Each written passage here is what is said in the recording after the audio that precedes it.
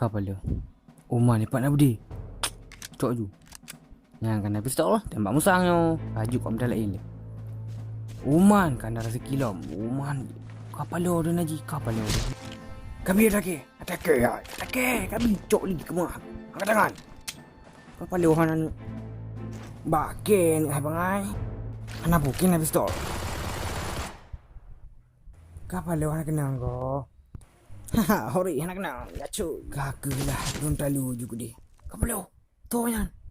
Haha, kamu polisi. Jangan bergerak. Oh, mas kalian.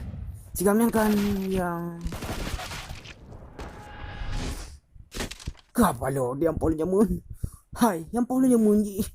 Ampun. Jauhnya. Apu. Tembak je. Okey. Kapal li bangai nak kenal kapal kiyo. Oh my. Oh man bangai nak kenal. Buah, cok belakang. Bangga. Ngonyong kat mayang. Wow. Ada orang dah balik.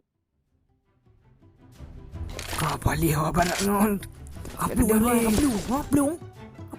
Kaplung kai lihat ni tengok kapal lo yang bahaya ni banyak kapal lo. Pegang motor kuno kai dia pegang.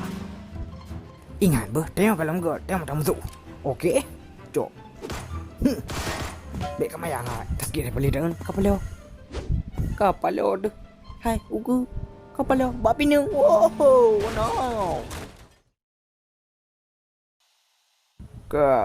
Kan gara-gara kah kami ada motor. Kalau aku pegah aku mayang. Ho ke?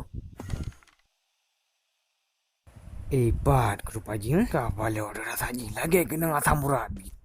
Hanya mentajak lebih. Hai bangai kapal lo pulih kah? Om dia. Ya.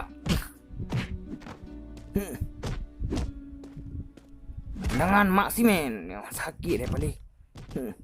Cok li ho, kemah. Tapak ke cok. Ya. Sakit je okey. Baik kau mayang bak perut dah. Lu anak mayang bak perut. Apa ni? Puhelum ni kau pakai. Level balik nah. Okey, anak akan menyerah. Aduh. Kepala dia. Jarum. Dari rumah kau. Bayar cok. Nyan jarum. Rumah. Buku combi. Ya ada. Aduh. Sakit. Sakit mak. Aduh. Kok pedih. Kok berapa pedih saya balik ke? Boleh. Dia yang ni. Okey. Ya, tidak tahu. Nyebuh dengan tangan kosong.